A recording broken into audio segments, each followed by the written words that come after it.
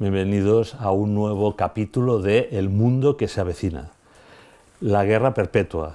Estamos desarrollando parte de lo que es el libro y las investigaciones del profesor Ángel Barona. ¿Qué tal, Ángel? ¿Cómo estás? Muy bien. Bueno, él es doctor en filosofía, catedrático de teología fundamental en la Universidad Francisco de Vitoria en Madrid. Amplio conocedor de todos estos temas, de la obra de Girard, de toda la teoría mimética, la hemos ido desarrollando brevemente porque es inmensa. Tú has traducido ¿cuántos libros de Girard?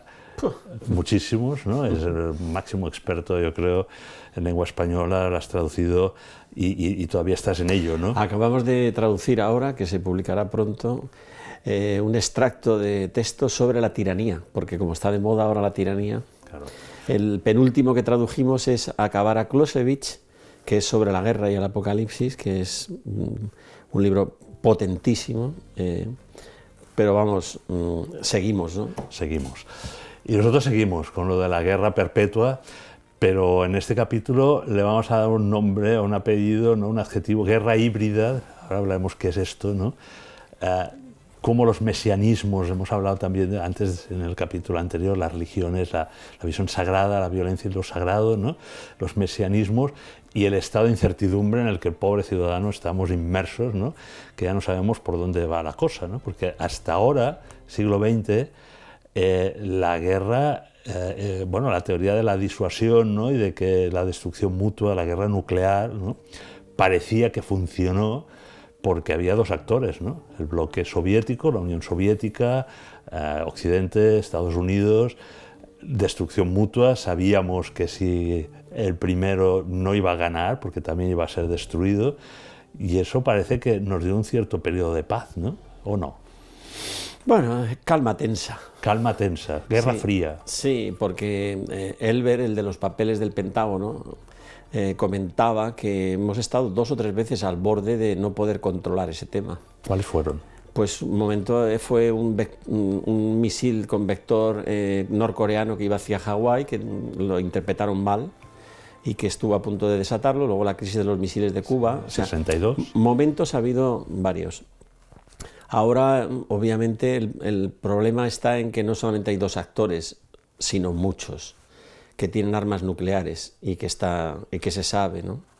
Entonces el peligro aumenta en tanto en cuanto vemos como estos líderes mundiales, muchos de ellos son títeres de otros poderes y además títeres que están un poquito psicológicamente tocados, ¿no? En el sentido de que no obran tanto como por el sentido de la justicia o de lo que sea, sino por cuestiones de orgullo metafísico, prestigio, nostalgia de imperios pasados, y tienen ahí uno de los capítulos dedico a eso de la psicopolítica, ¿no? Algún autor que leí decía que las relaciones internacionales, el orden mundial es como un patio de colegio, ¿no? Está el matón, están los que le hacen la pelota al matón, ¿no? Pedro Baños, ¿no? El coronel Pedro Baños, que decía, es un patio de colegio esto de las relaciones. O sea, nos pensamos que es una cosa seria y racional, la diplomacia. Sí, o sea, ligando un poco con lo que dijiste en el primer capítulo, ¿no? De que al final el conflicto es casi como ese conflicto entre niños, ¿no? Por el juguete. ¿Es verdad que las relaciones internacionales son como un patio de colegio? Pues yo me atrevería a decir que sí, ¿eh? O sea, que muchas veces las justificaciones que se hacen de territorialidad, de agravios, de reconstruir historias del pasado, son argumentos a posteriori, pero son argumentos falsarios, son justificaciones, ¿no? Lo que hay en el fondo es estos niños pequeñitos que buscan el prestigio en el patio del colegio, o ser reconocidos, o pasar a la historia. O desapercibidos. Eso, ¿no? Es. ¿Y entonces eso es la psicopolítica? Sí, bueno, hay 2 autores que han trabajado este concepto. El primero fue Jean-Michel Augurlian, un psiquiatra parisino muy interesante, y luego Byung-Chul Han, el coreano que está de moda ahora, que le han dado el premio Princesa de Asturias, psicopolítica. En el fondo, Girard también ya lo había empleado hace mucho tiempo, porque él hablaba de cómo, por ejemplo, la CIA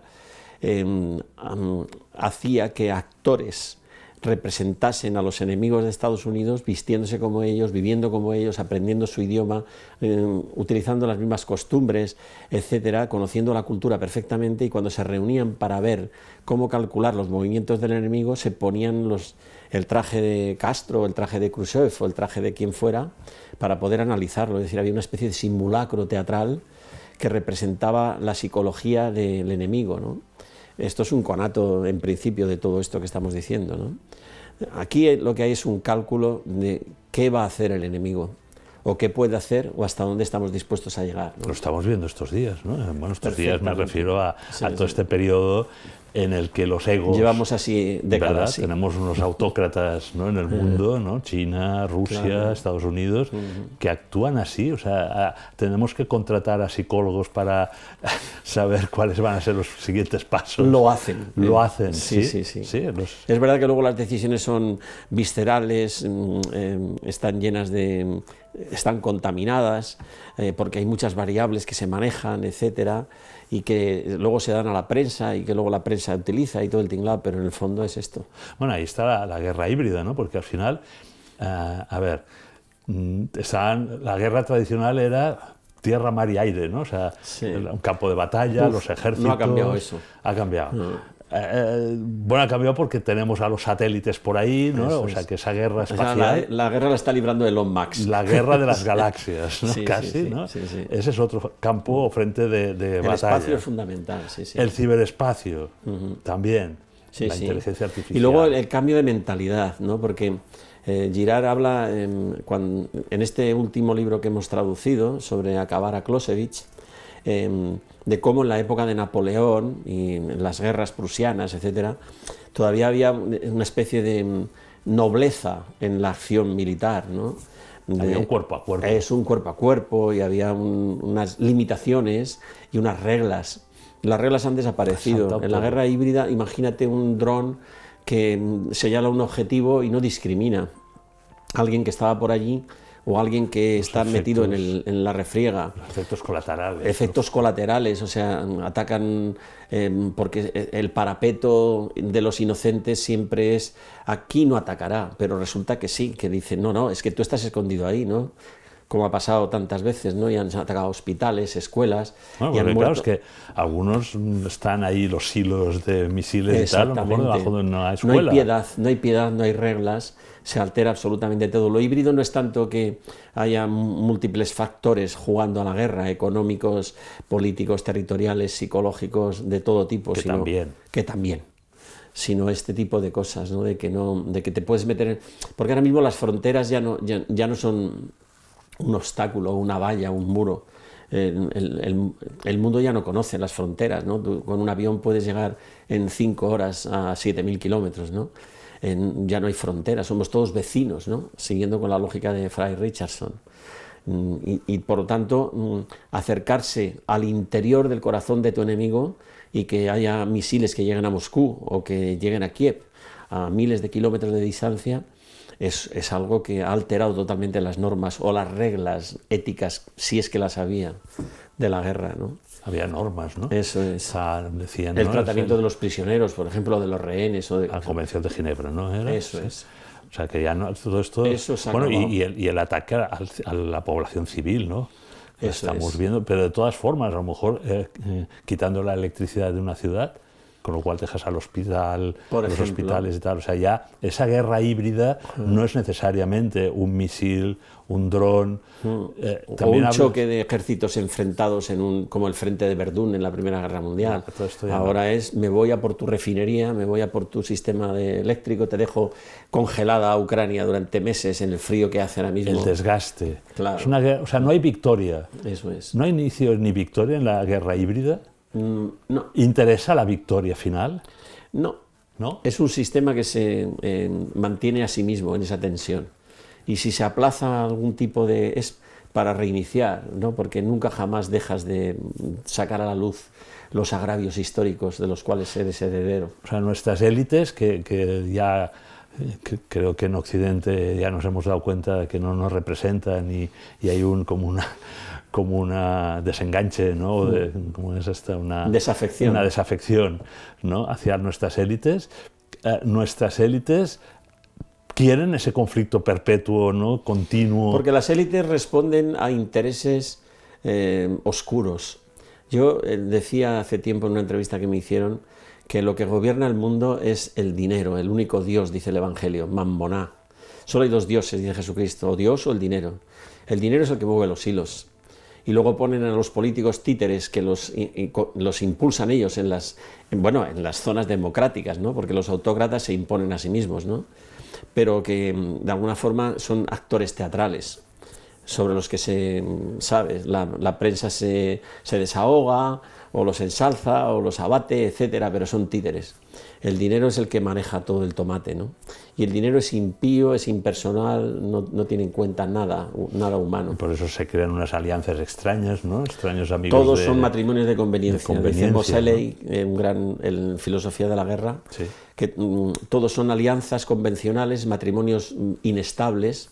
El que hoy es tu enemigo es mañana tu aliado, el que hoy es tu aliado mañana es tu enemigo. Lo estamos viendo, ¿no? Lo estamos viendo permanentemente. Y aparte de estos otros espacios, ¿no? Ciberespacio y tal, está el espacio cognitivo, la conquista de nuestras mentes, ¿no? ¿Esa es una nueva fase de la guerra o una nueva paradigma en la guerra? Eso ¿sí? es. ¿Cuál es? Yo creo que hay otra guerra tan dura, tan cruel y tan importante como la de matar a tu enemigo, que es la guerra cultural. Y en su expresión más, yo diría, cáustica, es el tema de la manipulación de las masas, la manipulación de la información. Pero eso siempre ha existido, ¿no? Siempre ha existido, pero ahora estamos en la era de las redes sociales, donde todo es simultáneo, donde la información es un bombardeo permanente. Las fake news. Eso es. Manipula la conciencia, la opinión, etcétera. Va creando corrientes, ¿no? Tópicas de adherencia a unas ideas, y al final ese mundo cognitivo que tú dices es que te obligan a pensar de una forma determinada y te sitúan siempre frente a otro, porque nuestra identidad siempre es por exclusión. Entonces esto es lo que funciona, o sea, el agravio, la víctima, la injusticia que yo he recibido, y cómo realmente hay alguien que ha identificado su victimismo con el mío, y nos aliamos contra otros que han identificado otro tipo de victimismo, ¿no? Y así es la guerra de todos contra todos. Pero esa guerra es cultural, y por eso es tan complicado poner orden, porque no hay unanimidad en el sentido positivo, ¿no? Es decir, el sentido positivo quiere decir no que hay unanimidad nacional, sino una unanimidad como humanidad. Es que sería lo único que podría poner fin a todo esto, ¿no? Que nos sintiéramos humanidad, y no franceses, ingleses. La gran familia humana, ¿no? Que eso decía es. el Papa Francisco. Eso es el Papa Estamos Francisco. en el gran desorden mundial, entonces. Más Exacto. que ir a un orden internacional basado en normas, como parece que lo hemos tenido, imperfecto, ¿no? Vamos a un gran en esa guerra híbrida de todos contra todos, de las alianzas variables, de la guerra del salón de estar, ¿no? que nos van influyendo las redes sociales, ¿no? Es un gran desorden mundial. Esa catástrofe, la apocalipsis. Ha sacado... Todavía no, ¿eh? Lo reservamos para otra capítulo. semana. Pero estamos, en lugar de construyendo un orden mundial que parecía primero unipolar, ahora parece que multipolar, ¿no? Estamos en una guerra mundial, tercera guerra mundial híbrida por cachitos, que decía el Papa Francisco. Eso es una guerra fragmentada. ¿Y estamos en guerra entonces? Absolutamente, y en todas las direcciones y desde todos los puntos de vista. Decía Girard que el mecanismo del chivo expiatorio era la fórmula arcaica de las primitivas tribus y naciones, etcétera, de traer un orden social que se forjaba sobre las espaldas de la víctima. Entonces, por ejemplo, tensiones que se dirimían entre pueblos enfrentados, tribus y etnias enfrentadas, encontraban un mecanismo de expiación, catarsis, se llamaban en griego, es decir, desahogo, evacuación de la violencia, buscando a alguien que en ese momento representase al enemigo, o que nos representase a todos como culpable de la situación que estamos pasando. Te pongo un ejemplo y verás qué claro es. La idea de ¿quién es el culpable de la peste de Roma? El ejemplo más claro está en la tragedia de Julio César, de Shakespeare, ¿no? Bruto hace concebir al Senado la culpabilidad de César, que ayer trajo la gloria y hoy trajo la peste, para descargar sobre él la furia del Senado, que es la voz del pueblo, porque son los representantes del pueblo, como si fuera la voz de los dioses, Vox Populi, Vox Dei. Entonces, matar a César es la solución de la peste, ¿no? En el mundo griego es la irrupción primaveral de Dionisos y su sacrificio trae un orden social. El desorden era la fiesta, el erotismo, la locura, digamos, el día que se permite todo, ¿no? Como el carnaval, sí. etcétera, ¿no? Bueno, pues si matamos a Dionisos y lo descuartizamos, generamos un orden nuevo social. Después del carnaval viene la cuaresma, ¿no? La calma, la penitencia, un tiempo de reparación, ¿no? De los agravios, de los ajustes de cuentas. Eso es universal. Y puede ser además no solamente mitológico, sino histórico, ni literario siquiera, sino histórico, ¿no? Entre Pakistán y la India señalan a Gandhi como el culpable de algo que es irreconciliable. Y ni siquiera el decir, los hindúes musulmanes se van a Pakistán y los musulmanes, ¿sabes?, se quedan en Pakistán y los hindúes de Pakistán se van a la India. No. Después Nehru y después Indira Gandhi. Entre Palestina y el pueblo judío, Isaac Rabin. En la Guerra Fría, Kennedy. En la guerra entre negros y blancos, Luther King. En España, no te digo ya la cantidad de gente que ha muerto en atentados que se han consumado y otros no, como Alfonso XIII, etcétera, Calvo Sotelo, no sé, Alfonso XIII, perdón, ya lo he repetido, Aznar, o tantos, los Romanov, Francisco José I, Luis XVI, Ceausescu, Saddam Hussein. O sea, la cantidad de figuras en medio de conflictos, de divisiones internas entre pueblos, magnicidios y regicidios, está llena la historia. Y en África no te digo nada, ahí está tematizado ese tema. En la rama dorada, Fraser dice, por todos los pueblos donde voy, el orden social se basa en un regicidio. Alguien que nombramos rey, lo entronizamos, pero si no viene la lluvia, llega la sequía, las cosas vienen mal dadas, es aquel que hay que sacrificar. Porque a rey muerto, rey puesto, en el que nos representa a todos, él es el culpable, porque fue un regalo de los dioses. Y los dioses piden sangre y sacrificios, y hay que matarlo. Entonces, esa creencia que funciona, ¿no? Funcionaba, se ha trasladado, ahora mismo se ha atomizado. Entonces, como ya no funcionan, esos chivos expiatorios ya no funcionan, se multiplica en guerra civilismo, todos contra todos, guerras locales, no hay forma de expiación, no hay catarsis realmente, no se cura nada, permanentemente... El caos. Eso es. El caos, eso, ¿no? es. Entre el orden y el desorden, el caos y el cosmos es... Que bueno, que ya sabemos que, bueno, que hay como organizaciones y tal que eso ya lo provocan, ¿no? Y la falta de verdad nos lleva a esa incertidumbre, ¿verdad? No sabemos ya a qué atenernos, ¿no? O sea, ya dicen que la primera víctima de la guerra es la verdad, pero yo creo que ahora lo vemos con más claridad, ¿no? No los informativos, en las redes, no sabemos ya qué creernos, quién es el bueno y quién es el malo, ¿no? ¿Por quién apostamos en las diversas guerras y conflictos que en estos momentos de guerra mundial fragmentada se están produciendo, ¿verdad? ¿Sabes qué dice el Evangelio? Que este reino de este mundo, el príncipe de este reino, es el padre de la mentira. Claro, Satanás. Eso es. Entonces, es que está detrás de todo, ¿no? Detrás de todo. Final... Todo es mentira. Si te das cuenta ya no es fiable nada, ningún argumento, porque es el mundo de la opinión y la opinión es voluble, cambia, justifica cualquier cosa. Pero es la gran batalla, ¿no? La gran batalla... En las redes sociales y en el salón de estar, esa guerra cognitiva es... Eso es. ¿no?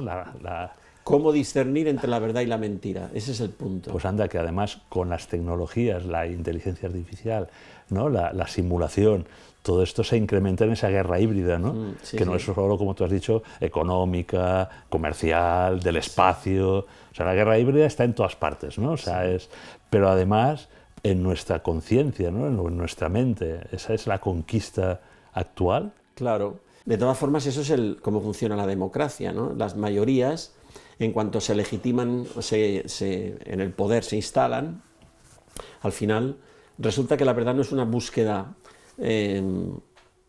sincera, argumentativa, racional, sino que es lo que opina la mayoría. Estamos en la gestión del relato. Eso tan importante ahora, ¿no? El relato, ¿no? Cómo se cuenta la guerra o los Eso acontecimientos. es la narratividad. Estamos en eso, en el relato. Es la posmodernidad. Eso es Richard Rorty. Tomémonos las cosas con ironía, cuando haya necesidad de solidaridad, tal, pero todo es contingente, todo es voluble, todo es cambiante, cada uno que haga lo suyo, que converse, porque no hay forma de encontrar la verdad. En todo, o Sloterdijk, ¿no? Todo, vamos a tomar una postura cínica. Con la dictadura del Eso relativismo. Es ¿no? Justo. La posmodernidad es justo aquello a lo que quiere referirse Benedicto XVI cuando dice cuidadito. Qué sabio y qué profeta, ¿no? Profeta, sí. Nos quedan 5 minutos, pero en este capítulo me gustaría tratar el tema de los mesianismos, ¿no? Porque claro, vemos la guerra híbrida y parece que todo es tecnología, drones, dinero, petróleo, pero hay mucho de mesiánico y de profético en muchas de las guerras actuales, en esta guerra mundial híbrida. Te pongo un ejemplo y verás cómo es claro esto. Carlos Marx era el tataranieto de 3 generaciones de rabinos de Treveris. ¿Qué quiere decir esto? Que conocía perfectamente el Éxodo de memoria. Supongo que como buen niño judío habría hecho la bar mitzvah y tendría que defender ante el rabino una argumentación. El Éxodo, dice Whitehead y Popper, es el paradigma del mesianismo. Un pueblo que vive en la angustia, que significa Egipto, pasa por un desierto de tantos años para llegar a la tierra prometida. Esto es lo que está en la cabeza de Carlos Marx. Lo que pasa es que en vez del faraón es el capitalismo, en vez del desierto y Moisés es la dictadura del proletariado y en vez de la tierra de Canaán es el paraíso comunista.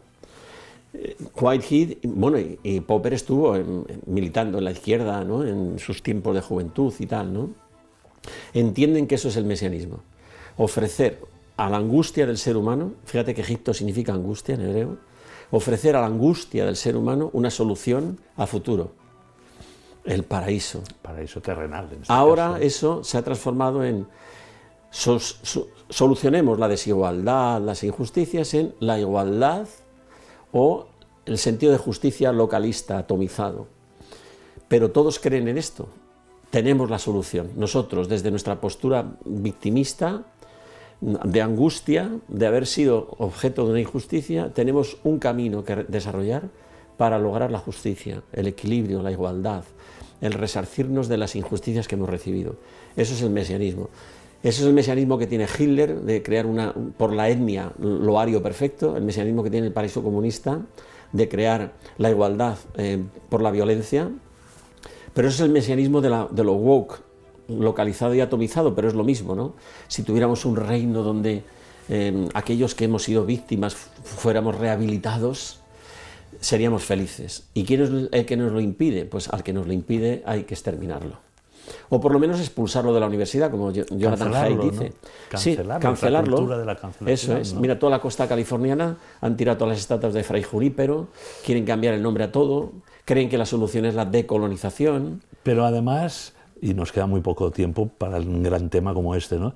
Además de mesianismo, estamos viendo en esta guerra mundial a cachitos, ¿no? Fragmentada, escatologías, ¿no? Es decir, los musulmanes tienen su escatología, ¿no? En los conflictos en Oriente Medio y los judíos también tienen su escatología, los cristianos tenemos también nuestra escatología, la trataremos en otro capítulo, pero al final, ¿cómo se mezcla esta guerra híbrida supertecnológica del petróleo, de la economía, con el mesianismo que viene, como tú has dicho, ¿no? De un cierto justicialismo, revancha, memoria, etcétera, ancestral, y la escatología, es decir, lo que explica el final, cómo acaba la historia, ¿no?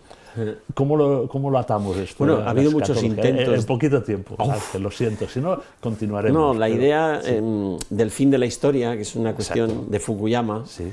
Cuando cae el muro de Berlín, en el fondo es, bueno, ya triunfó el capitalismo, ya no hay diatriba gemelar entre izquierdas y derechas, hemos realmente resuelto el dilema de la historia. Bueno, eso se ha comprobado que no, que son los mismos perros con distintos collares. Pero todos tratan de hacer una soteriología. Para traducirlo, soteriología quiere decir una dinámica de salvación, porque creen que ellos tienen la solución. O sea, hay un hiperracionalismo detrás de estos mesianismos que dicen, yo tengo la verdad, yo tengo la solución, tú sígueme. Y eso es lo que pretende un Putin que quiere rescatar las esencias de la Rusia blanca, no sé qué, o las otras soteriologías políticas. O los tecnooligarcas actuales, por ejemplo, ¿no? Los transhumanistas, los tecnoentusiastas. Por ejemplo, bueno, ese es el tema, ¿no? La ilustración es oscura. Eso es, los que ya dicen, bueno, políticamente no hay ninguna solución, pero yo tengo una solución pseudocientífica que voy a llamar inmortalidad. Exactamente. Y tú de eso sabes más que yo, con lo cual... No, tú sabes mucho porque aprovecho para hacer publicidad. Estáis en el Instituto de la Universidad Francisco Vitoria. En junio vais a tratar, ¿no? un nuevo seminario, ¿no? Explícanos un poquito, brevemente, para ver si alguien se apunta, ¿no? Hombre, pues nuestra idea que tenemos como... A este y a otros. Ya, pero caen bajo el paraguas de un concepto que es muy Benedicto XVI, que es la razón ampliada, la razón abierta, y ahí queremos debatir todo lo que está en juego. Se titula Para un mundo incierto, Luz para un mundo incierto. Luz para un mundo incierto. Pues bueno, nos va el pelo a este capítulo. Sí, vamos a traer a gente espectacular de todo el mundo. Muy para bien, hablar y si no, después se podrá ver, ¿no? Me imagino, en YouTube y tal, ¿no? Eso es. Integrar la filosofía y la teología y la ciencia. En la ciencia, ¿no? Eso es. Hacéis una gran labor. Tú y otros profesores que me consta que han estado, algunos de ellos, Elena Postigo, tal, han estado aquí también en el mundo que se avecina. Pues nada, lo dejamos aquí de momento. La semana que viene más. Muy bien. Gracias, Ángel. Venga, a vosotros.